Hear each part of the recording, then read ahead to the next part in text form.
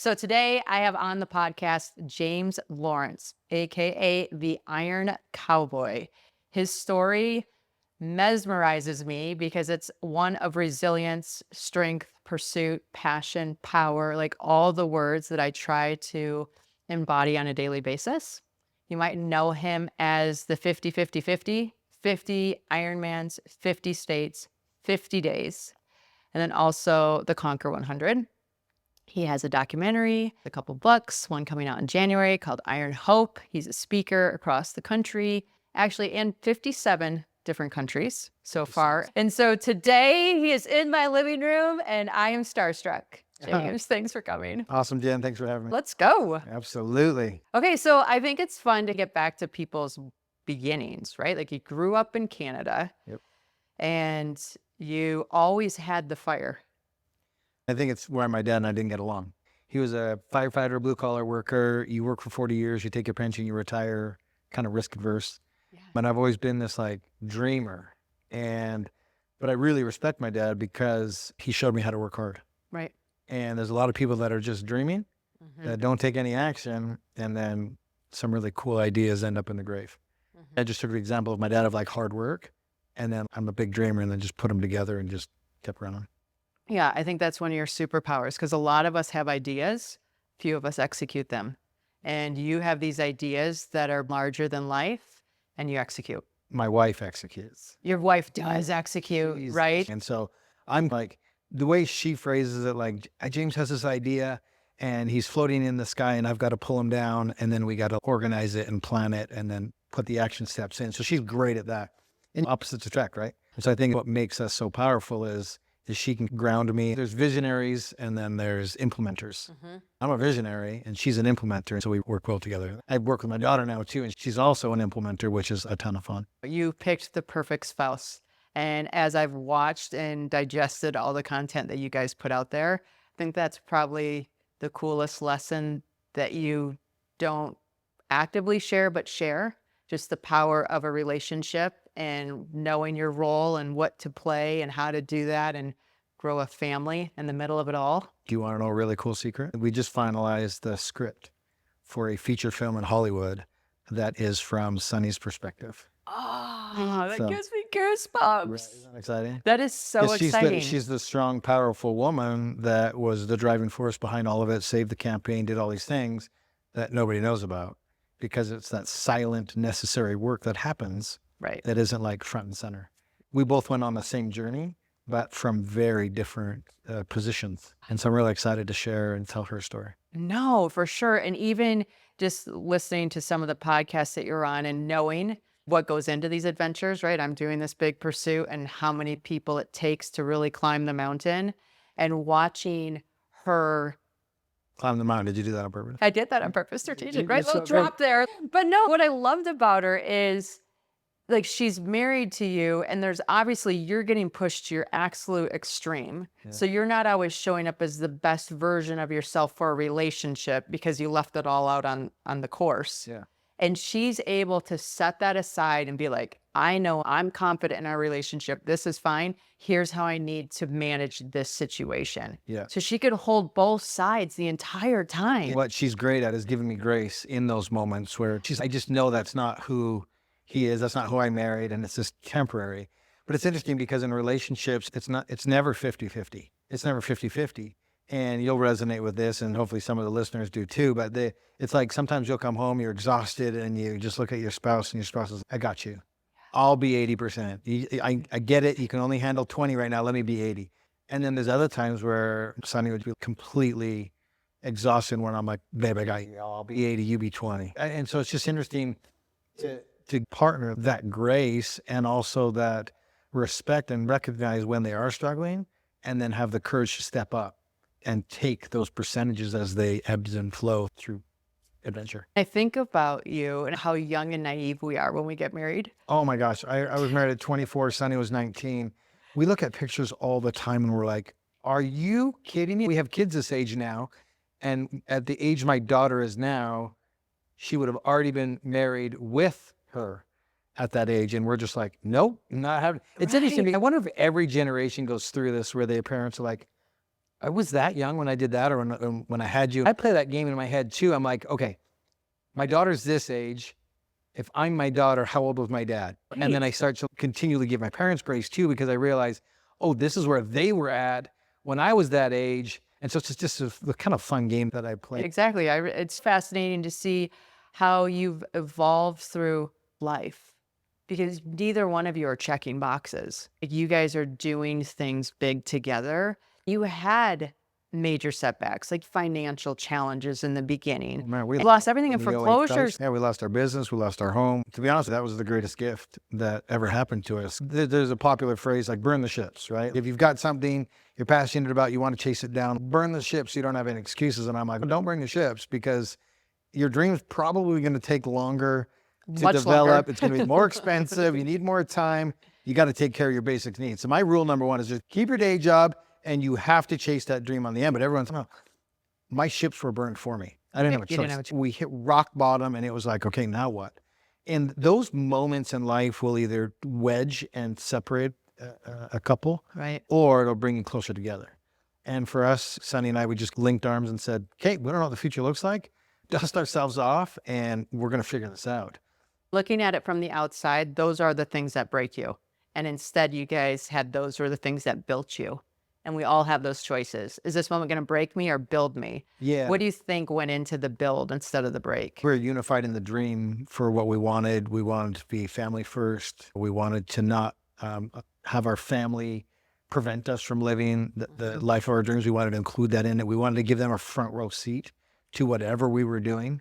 At the end of the day, we were just trying to help and impact as many people as we could. I think that alignment allowed us to come closer together. Through struggle, you become closer with a higher power in the midst of adversity. I think that's the purpose of life, to go through struggle and adversity, and it brings you closer together as people, brothers in war. There's an unbreakable bond for military individuals that went through something significant together. I'll never compare what we went through to war, but those extreme moments of adversity should bring you closer together as a couple, where you're challenged and you're pushed, and it's okay, are we truly unified? I like that. One of the things that I noticed about your story, you were always athletic, right? And you guys got into triathlon. You started with sprints, what everybody starts with. But what was it, in 2014 or even before that, maybe? I don't remember the exact years, but When I started sprints? yes. 2006. Okay, so 2006, you started Yeah. sprints. And then, My first Ironman was 2008. okay, your first full distance was 08. Okay. Yep. And so when you started those sprints, it opened something within you. Like, you're like, I like this, or tell us how that taste got developed into what came about. It was interesting because I grew up a wrestler. I grew up playing every sport. But once you graduate and get chasing the American dream and family and all these things, there's not a lot of competitive outlets. So there's more now than there was back then for adults. And I was just really drawn to it because I had to master swimming, didn't know how to swim. I bought a bike and was like learning how to produce power and then speed over endurance. And then running is always incredibly challenging, and tackling the marathon. And so sprints was just a way for me to be competitive on the weekend, lay it all out on the line, red line for an hour. And I loved it. And then I just really started to get competitive and win races. And then you just evolve through the distances, sprint to Olympic to half to full. And you loved the endurance piece, but you never did endurance before. So this is something that evolved for you. Yeah. And actually, genetically, I'm more of a fast twitch athlete. Okay. My epigenetics. But as I age and as experience, I've become more endurance, but I think it's because of mental strength over physical. Always. I don't have a genetic gift to do the endurance stuff. I figured out how to turn my brain off. And racing was just so much fun. And now I'm trying to master swimming, biking, running, strength training, nutrition, mindset. So it's like a 6-discipline sport for me. And that was a ton of fun because it was new. There was opportunities in Utah, races every single weekend back then. Yeah. And it was just so fun, so competitive. And I just fell in love with the people in the community. And then it just slowly escalated because you've heard, especially you, the analogy of at the top of a mountain is the base of another one. Yes. And as we're standing on the top of that mountain, wow, I didn't even know that one existed. And now I'm going to try to summit that. Right. And that's how it happens. You start with, I love to say from stage, every journey has a humble beginning. Oh, it does. And then I flash a hilarious picture of me, my very first triathlon in a pool, grabbing the side of the wall, gasping for air. I've got this nose plug on. And so it's just this fun moment looking back at that and then to see where we are today. You don't know, No. right? That's the thing. You don't know at all what it's going to look like until you can look back. Yeah. And so it's just fun when you're, and the best part about triathlon, I got into when I first moved to Park City because it was a way to meet people. They trained all the time. So I'm like, take my kids to school. I'm going to meet friends. And I'll never forget my first day in the pool. I wasn't a swimmer. I grew up swimming, like playing in water, but not swimming, awesome. right? And so the coach is like, hey, get in the water. So I got in the water on one end. We might have been in Park City for a week or two. And then I swim from one end to the other without taking a breath because I didn't know how. Oh, shoot. So I crawled out And the there's other already no end. oxygen here. There's no oxygen No here. kidding. I crawled to the other end, crawled out, and he's like, Jen, I'm like, just a minute. Like, it was so funny. Like, I can play that moment in my head for the rest of my life. Swimming is incredibly difficult. It's actually one of the biggest barriers of entry for people, especially in the full distance Ironman world. And it's so funny because people try to overpower the water. They try to fight it. Yes. And the only way to be successful with swimming is to be able to relax and figure out how to slice through the water. It's all technique. Yeah. And it's so fun. And that's really, I just, like you said, I loved the community. It was a great way to meet people. We got to travel and do fun races as we started going down. Racecation. It was interesting. I was having a conversation with a young man that I mentor, and he was like, I'm struggling right now. I don't know what my passion is. Oh, And I'm like, don't try to find your passion. right. You just do things and gain experience because you're going to change passions 10 times. I'm not doing the same thing now with my career that I was doing 5 years ago, 10 years ago, 15 years ago. Same kind of thing, but the way I'm making money now is very different and unexpected. And you can't just lock into one thing. And so I think this generation really struggles with what's my purpose, what's my passion, and I want to find right now what I'm going to do the rest of my life. And I'm like, you're in your 20s. That's when you try everything. Yes. Fail 100 times. Yeah. Like that's what you should be doing. And I see it in my kids and a lot of their peers, and they're depressed because they haven't figured out what they want to do for the rest of their lives. And I'm like, you're missing The point. what it is. Life is about being in the moment and having experiences. And all of a sudden you're like, man, this activity is bringing me joy. And now you found a passion. I have 20 passions. Yeah. And I just continue to be present and find joy in the moment. And then all of a sudden it's turned into a career.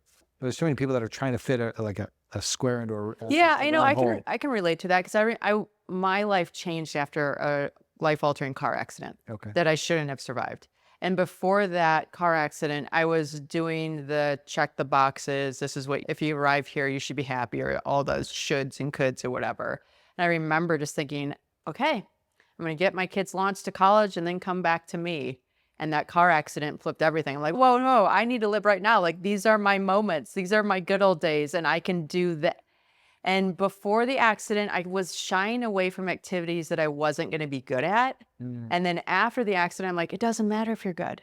It's about the experience. Like, this world is our playground. So get out there and play. And as you experience yourself in these different situations, you get feedback on what you like, and then lead by that. 100%. I didn't know I loved wrestling until I wrestled. I didn't know I loved golf till I golfed. I didn't know I loved triathlon until I did triathlon. Right. It was about having experiences and then really chasing down things that resonate with you and make you happy.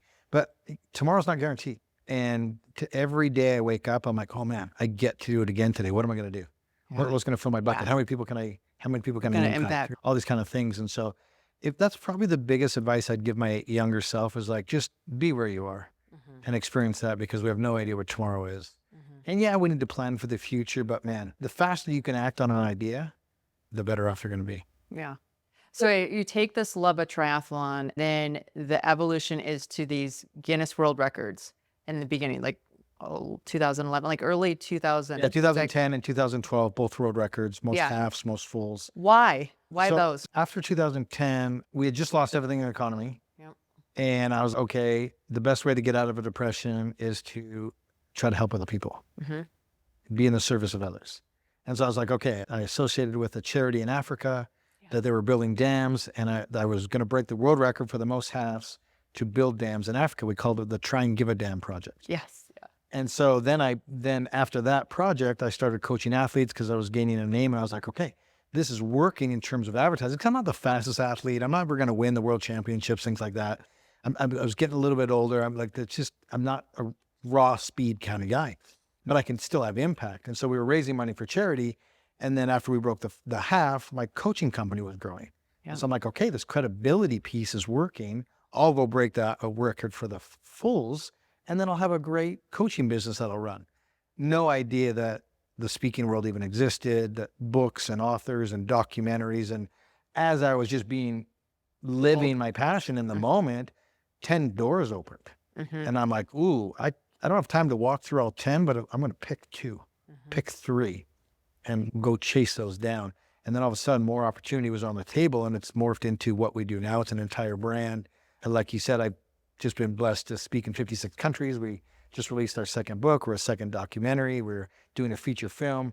No idea any of that would take place. I was just living life in the moment and trying to push my mind and my body and raise money for charity. And here we are today, over 17, 18 years later, just couldn't be happier. Yeah, right? Like it's something you couldn't even have put in play. No way I could have dreamt it up. Yeah, exactly. No. And then this world record pursuit, I'm starting to get these different accolades. I had never slept in a tent before when I said yes to Everest. So everybody was like, what are you talking about? You haven't slept in a tent. You're like a Barbie. What are you going to do on these mountains?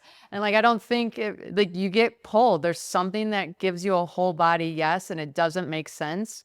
And I think the journey is to have it make sense for you. I don't know if it has to make sense in the beginning. No, it never makes sense in the beginning. Sonny and I just kept getting the impression, yes, this is what we need to do. And we're like, why? You don't get to know why. Right, you don't get to know. Getting the reason why is none of your business. Yeah. This is just what you have to do. And we were just like, okay.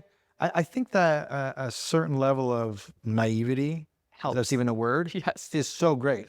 Because, and we've all heard, man, you hear a lot of people say, I would have never done that if I knew how hard it was. Dude, same for us. But that's the beautiful thing. And I'll encourage anybody who's listening, like, you're never going to know everything you need to know to get to the end of your journey. But you have to start your journey, because you're never going to meet the people you need to meet and become the person you need to become if you don't start. Yeah. If you don't start, you're never going to have all the answers. Yeah. I would have lost so much opportunity if I was way too rigid on how I was trying to get where I think I was going. And so you have to open yourself up to the ebbs and flows, the ups and downs of a journey. Yeah. So that you can get to where you need to go, not knowing where that is. Yeah. I say like the goal is not the goal. The goal gives us the direction and allows us to say yes or no, because our decisions either bring us closer in this direction or further away. But it's truly these things that unfold along the pursuit that you needed that goal to get to that spot, to meet that human, to do this thing. 100%. And it all goes. Yeah. Okay. So the cool thing about your story too is, okay, so you get these Guinness World Records for half Ironmans and Ironmans. And then like at the time, I feel the big event was like the epic, right? In endurance sports.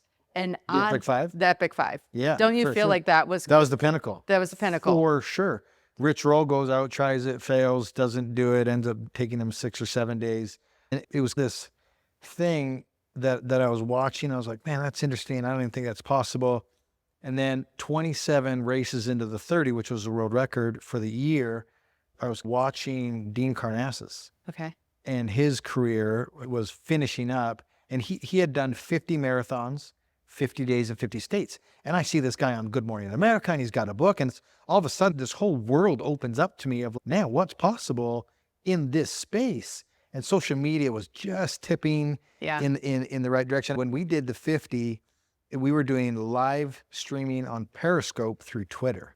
Oh, wow. That's how new the platforms were in this whole thing. And so I watched Dean, and I was like, man, if he did that with marathons, what would happen if I did it with Ironmans? And so he became the motivation for me to go down that road. And it took me 2 years to plan the logistics. I can't even imagine. Like I think of this, like I was like looking at the two records, right? The 100, Conquer 100 and the 50-50-50. And that's 50-50-50 gives me a heart attack. Like one error, one thing, the weather, there's so many variables in that monster. And to be able to, and you had your kids with you, right? Like at ages 5 to 11. Right. 5 to 12. In a motor, like home and just moving. I'm just saying, like, who even succumbs to this kind of crazy? It's interesting when I go speak at events and whatnot and share the whole story. I do a very dynamic hour. Yeah. And people come up to me afterwards, and the ones that really get it, they're like, okay, listen, the physical feat was incredible, but they're like, the logistics Logistics. that you guys did and the level of problem solving that you had to do, In the because field. because in the moment, new environment every single day, new people, new conditions, new weather, new problems. Like we had to become master problem solvers in order to navigate this. And the 100 and the 50 are so different, even on the surface. They're like, oh, it's consecutive environment. Such big projects, such different on the surface. The 50 was harder for different reasons, and the 100 was harder for different reasons, but not the same reasons. Right. Why each of them was hard. And the 100 was born because I didn't get to find out how many consecutive I could do because the logistics were so crazy. And then we obviously ran out of states. Mm-hmm. And then the 100 was just sheer duration. Oh, A quarter of a year, 14,000 plus miles consecutively, no days off. And so both campaigns provided their own challenges and their own like excitement for me.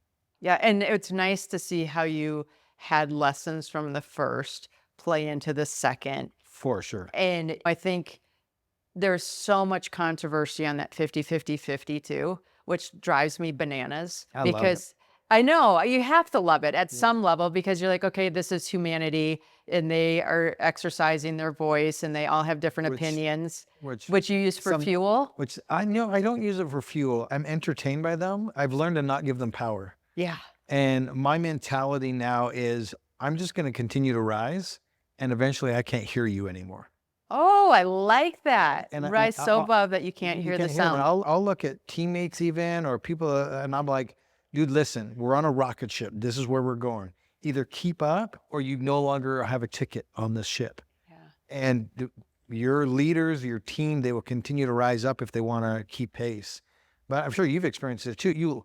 This is a tough route to go in terms of being an entrepreneur, in terms of doing world first, and you're going to lose friends. I have. You've already had. Yes, I've lost some amazing friends. And it comes down to, I heard a quote the other day and it was like, your friends or people are jealous because they don't know. They say that you've changed, and it's because they don't know how to tell you you've grown. And I loved that because I've lost a lot of friends because they were like, oh man, you've changed. And I'm like, that's the point. I'm alive. Thank you. That's a compliment. Thank you for complimenting. I'm so glad I'm not the same person at 40 than I was in 30. I'm so glad I'm not the same person at 50 than I was at 40.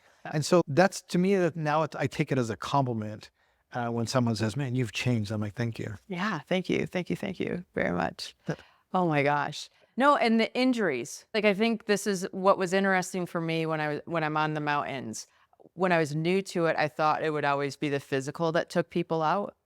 The physical is definitely a challenge that you have to figure out, but it's never been the challenge that kept people out. It was the mental. For sure. And it was just fascinating to watch. Like, I watched guys they're like so many Ironmans in a row, and then they get up to the balcony on Everest and like, just kidding. Yeah. And you're like, what? No, you're not kidding. Let's go. We're almost here. It's fascinating. So how did you push through the physical pain? Because your journey, like, there's points in the book I had to put it down because I'm like, I'm exhausted. I'm exhausted from the setbacks, and I'm reading them. I'm not living them. Wait till you see the new document.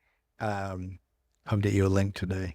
But yeah, that was the hardest thing about the 50, the 100. So the 50, I was well prepared. I went from Yeah, but you got injured really early on. And I'll tell you why. So the 50, I was well prepared. I did the half world record, the full world record, world championships leading up to it. I was in like peak physical shape going into that 50. And so what made the 50 so hard was like averaging 4 hours of sleep a night. Yeah. And that sleep was happening in the back of a van, traveling down the freeway, going across like not great sleep. The 100 happened like really fast. You guys are delaying, well, and then all of a sudden you're like, okay, March is it. So after the 50, I was throwing into the speaking thing. Right. I was doing 80 to 100 events a year. 6 years had passed. And you alluded to it, we had a lot of controversy that's well documented in the book and the documentary. Yeah, I've watched it there. We don't need to cover it today. Yeah. And so you're an athlete and you're wired, I believe, similar to me, where it's, okay, I did that, I can do it better. Oh, 1,000%. That's why we get addicted to triathlon, because like, if I do this one little thing, it's going to shave this many off, and then I'm going to go that much. And that's what's amazing about triathlon, and I'll even throw golf into there too. It's a pursuit to better yourself and your skill set. I'm never really racing anybody else. I'm never really golfing against anybody else. I'm golfing the course and my abilities. I'm racing the course and my abilities. And so you're always seeking for that perfection. And so when the mistakes were made, I was like, oh, I always want to do that better. But I'm like, man, my kids are older. To displace them now would be like devastating. And my wife would kill me if I said, let's go in a motorhome for 50 days again. So that wasn't going to work. But it was always plaguing on my mind, those mistakes that I made. And so the pandemic happens, world changes, and my world, speaking, public events, racing, public events, coaching people for public events, gone. Everybody, same thing happened, but like it, just like the mortgage crash, I was a mortgage broker, lost everything. Yep. Pandemic hits, public things disappear. That's my world. And so I was like, this is it. This is the time. This is the time. I've got a captive audience. People are sitting at home craving material. And I'm like, naively, I said, oh, I could get ready for this in 4 months because I know what it's like to be I know what it takes. and I'm going to rely on my mental toughness in order to get me through. No, your poor body. 5 days in, I'm broke. I know. Broken. 5 days in, I'm broken. And I'm staring down. I've got massive charity commitments. I've got massive sponsor commitments, a lot of dollars. I've got all these book deals, we've got a film documentary crew sitting there. And I am sitting on my fireplace mantle and just, I don't know how. Okay, but let's not skip ahead here, because not only do you not know how, the problem is that you had this thing before. So if you don't outperform what you did before, Dude. You reset your reputation for who you are. So I'm looking at it from that perspective. I'm like, this guy had success. Okay. He's throwing fuel in the fire. Yes. So it was a massive career dice roll. Yes. Because I don't make Epic it. levels. If I don't make it past 50, Yeah. then all the existing haters say, Gotcha. I told you.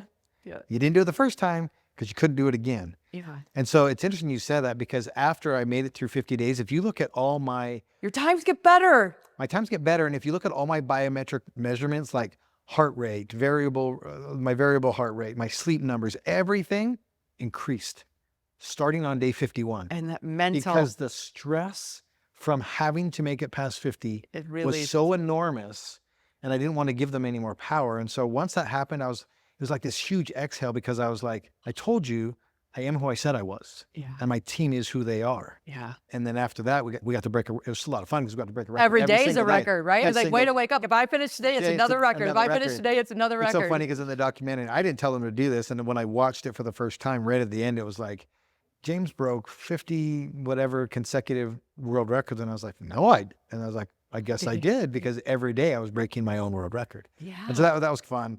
But yeah, it was a massive dice roll. And the problem is because of the small window we had, the opportunity, the pandemic hit, I was 6 years removed from my peak self. I was like, okay, I can do this. I just need 4 months to prepare, naively. Honestly, I was going to, because on the 50 I had experience, I got stronger as we went. We do, exactly. We get stronger when you're in the middle of it. Your mindset is different, and you adapt to it. I got to the point where an Ironman a day was routine. And so based off of that experience, I was like, okay, I only had 4 months to prepare. But then I've got 50 more days of very specific training to prepare me for the back half. Yeah. I never got to really ever point. get into groove. And that's why when I said the 50 and the 100 were so different, the 50 was just logistics and chaos and problem solving and fatigue. Well, the 100 became so mental because I was injured. Yeah. And I was dragging to manage that level of pain for that long. It's just incredibly exhausting. And so I was dealing with not only doubling what everybody said was impossible, then I get injured on day 5. I'm staring down the barrel of 95 more to go, and I'm broken. And that's when you go, okay, is my purpose and reason big enough? And here we go. Yeah. Here we go. Am I going to do what I said I was going to do? Yeah. And what does that look like? I don't know, but I'm just going to take it one day at a time, one moment at a time. Which I think is such a lesson in your whole story that I don't want people that are listening today to miss over, because we look at you now and we think, oh my gosh, she's this uber successful, amazing athlete, blah, blah, blah, blah, blah. Like, you're a wrestler. Okay. This started as sprint. This is like, there are a lot. It started with a 4-mile fun run with my wife that I struggled through. Yes. Yes. I remember. Right? And then she was like, dude, you're pathetic. We're doing a marathon. It's in 4 months. Here's a training plan. I'm like, okay. Here we go. Right. It's these little teeny tiny steps that we take where we fumble and we're terrible and it's messy and it's sloppy and it's all these things, but It's been people more miss than those pieces. 20 years of foundational work to get to this moment where people are like, oh, yeah, you just Overnight success. overnight. Overnight success, of course. Overnight and yeah, for and you're 20 unique. years. You're different than me. Then that's why your story's that way. I- It's I- not different. I love it because after the 50, people were like, you're genetically different. And then they started to convince me that I was different. And so I'm like, man, I must be gifted. And so I got curious. And so I went to all these like epigenetic tests and these genetic tests and all these markers and everything. And I joke on stage all the time. I'm like, the manila envelope showed up at my house with all the results. And you were so excited. And I was so excited. And I sit all my kids down and I open it up and the first line says, you're an average white Canadian. Because I was going to sit my kids down and I joke and I say, I'm about to tell you the gift I gave you at birth. You're welcome. Yeah, genetically, I'm transferring Genetically. this on. And then I read through everything and there wasn't a single thing. Yeah. And I'm just like you, I'm just like you, I'm just like you, and you're just like me. Right. And it's 20 years of sacrifice, discipline, showing up, doing the work that gets you to where you wake up and people go, oh, here's what's really fascinating. So the first world record I broke was, world record was 20 Ironmans. Mm-hmm. So I came out and I said, okay, I'm going to do 30. It's going to be 11 countries. And they were like, why don't you just do 21? That'd be a world record. No, I like this about you. Like, But I was like, that's just the current standard of excellence. That's not what I believe is possible. right. And a lot of people limit themselves because they believe that's They look outside themselves for an answer of what they have to one up instead of inside themselves of what they can. capable of. I wanted to highlight the significance of having an important team. Like your team was dialed in. And My team's a dumpster fire. really? 100%. But from the outside, they look like they were so dialed in from everything. They're incredible. And the reason they're incredible is because every team in this type of project or the enormity of it is going to be a dumpster fire. But they are master problem solvers.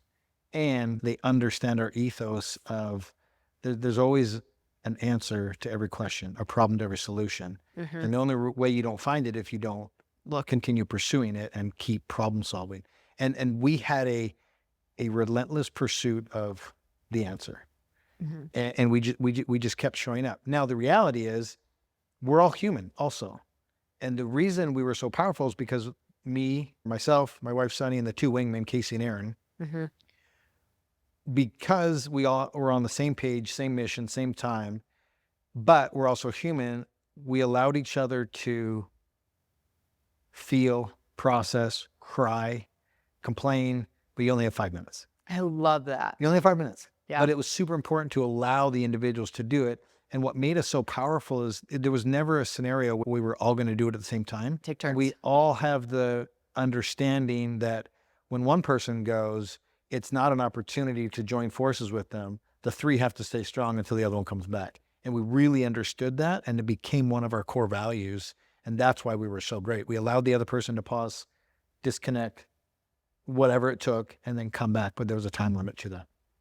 I think that's important. Yeah. We do that at our house. So if you've had a bad day, you can take 5 minutes to go let it It's okay out. to have a bad day. It's okay, but you focus you can't have a bad time take your whole day. So they get 5 minutes and then they have to come back to their game or their life, right? This whole thing we do. And then if they're still frustrated, the next hour they can take 5 more minutes. Yeah. And then after doing that a few times, they all of a sudden they're over it.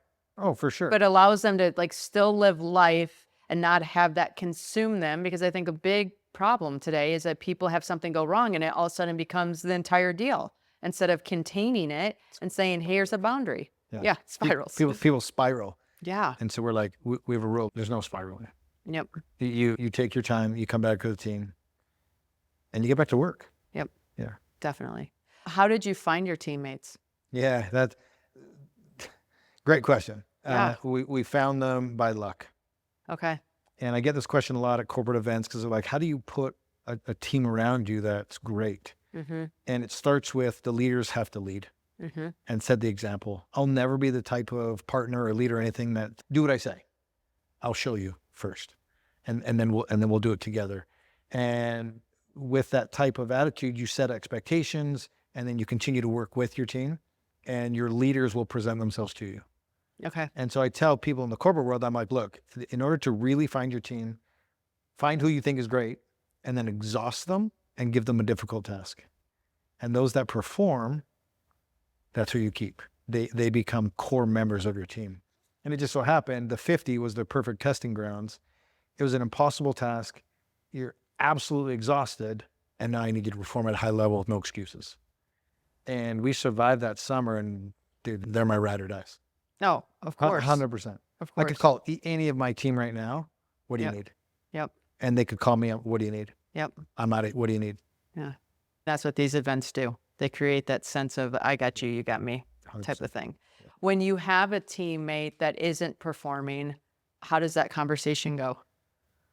Again, it's you have one ticket, and if you can't keep up, your ticket disappears. And that's, you now get to choose that. And so it's not even a hard conversation, because hopefully people understand that accountability is huge on our team. They hopefully will take accountability for why they're not keeping up and own that. And if not, then it's obviously a Band-Aid approach. Tear it off quick and move on. Yeah. And they've made that choice. You're just facilitating the decision. Yeah. I think as you build your brand too, like, people know you're going to attract people that are your vibe.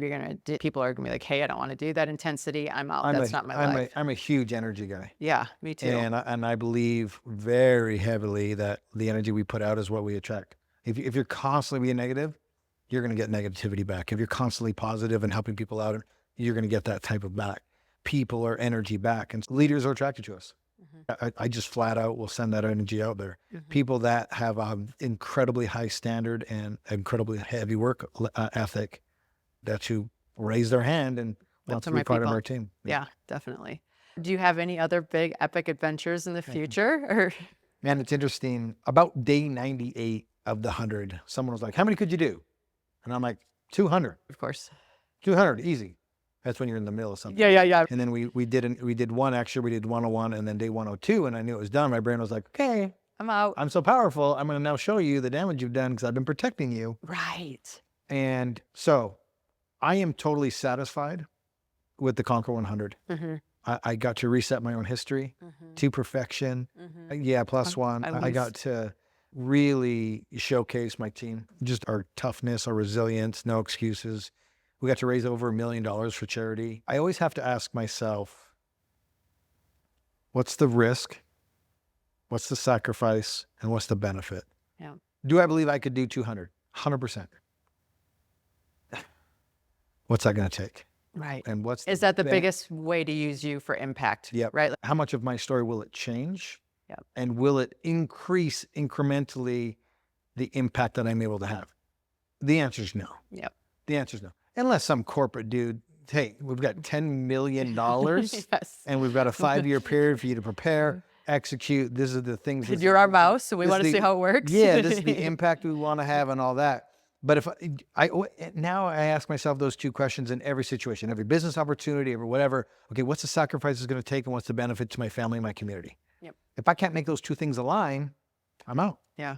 I'm out. And so really, I'm satisfied. Everybody asks me what's next.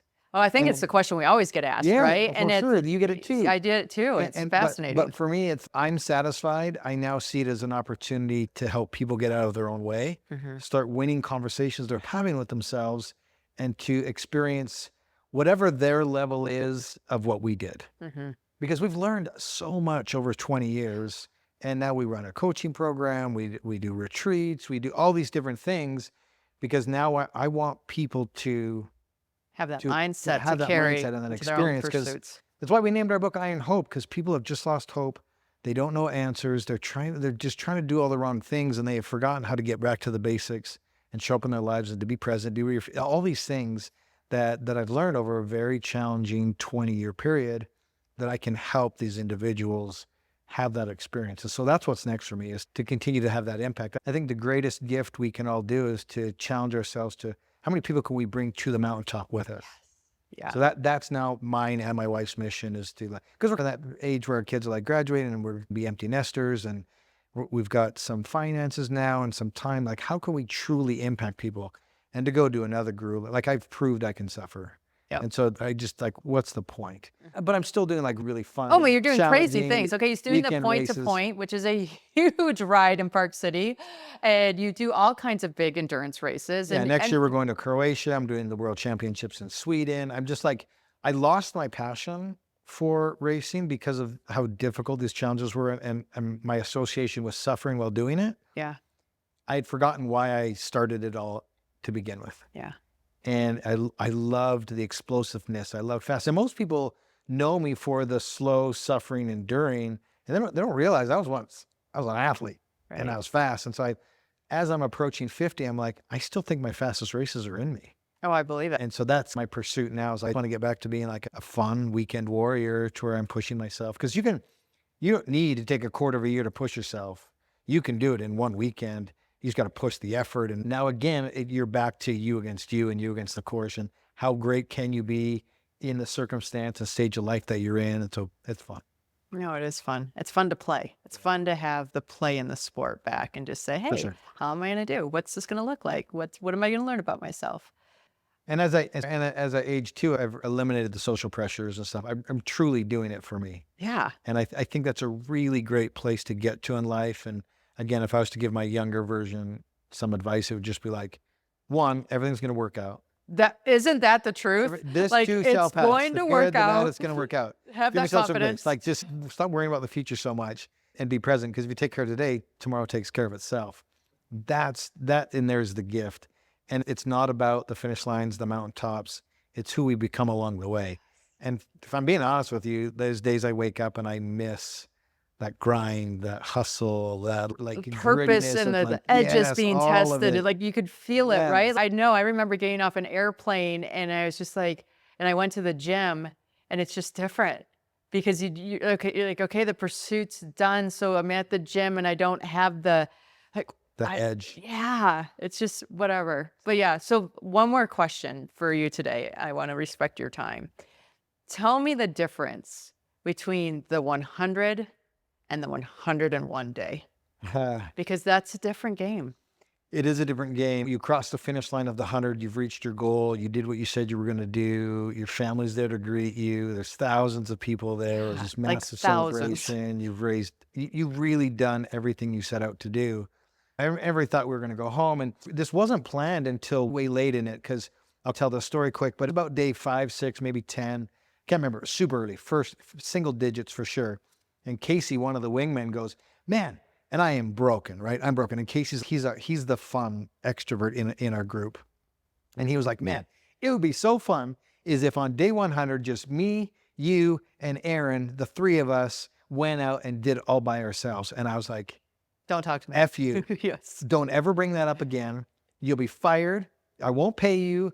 Friendship's over, blah, blah. Because I was in But the seed's been planted. about 94, 95, 96. I looked at Casey and I was like, do you remember that conversation we had in the single digits? And he's like, I sure do. No. And it's interesting because when he first said it, I was like, I cannot imagine doing one more on top of what I already have. Right.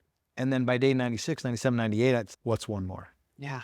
Let's do a victory. Nothing changed, but The and my perspective. perception of it. Yes. And that's the other thing I hope people realize is Such a there's 8 powerful billion people tool. in the world, and we are all walking around looking at life through our own lens. And there's 8 billion different viewpoints in this world. And so that's how the 101 came about. And to me, day 101 was as impactful or powerful, if not more, than the first 100 days. Because especially in terms of like leadership and teaching, I'll never ask someone to do something I'm not willing to do myself. Mm-hmm. And when it's so dark, when you're depressed and you feel so isolated, you're backed into a corner, you have to get up and do one more. And I was ready to do that day by myself because in life, sometimes you got to wake up and you look around and you're like, it's me. Yep. Bring the bell. Put me in, coach. And you don't even want to and can't even conceptualize it, but you have to. If you want to be successful, you have to. And that's what winners do. They do that. So I swam 2.4 miles by myself in the water. Nobody knew we were doing this. My daughter, Lucy, goes live. And our little world explodes in terms of like and social media. People are like, all what? it just goes crazy.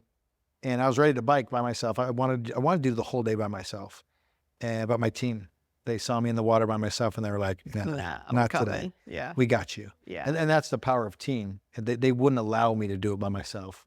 And that 101st day was so special. There was no pressure. Right. We'd accomplished it. We laughed. We told stories. We reminisced. It was a true victory lap. Because day 100 was, No, you're still like in it was it. chaos. Yes. And then so so many many cyclists people. came Yes. out. It was so dangerous and the speeds were so fast. I'm like, I was so like anxious on that last day because I'm like, dude, it could end Right. 99 and a half. Mm-hmm. And we don't want that. And so once we got that exhale, we did what we said we were going to do. And day 101 was very special. It's one of my, I love teaching the aspect of I get it. You're broken. You can do one more. And I'm not going to say it. I'm going to do it. Because I was broken. Yeah. Mentally, There was zero physically, question. spiritually. Like, Yes. last thing I wanted to do was another 140.6 miles. Right. But I felt it was important. Yeah. See, if you were in my living room right now, you would be going to go run an Ironman triathlon if you've never even tried one before. That is the energy that the Iron Cowboy lives and eludes and shows up. And here's the deal. Our presence matters. Wherever we are, who we are inspires those that we're next to. So do you share your gift with the world and go make something big happen.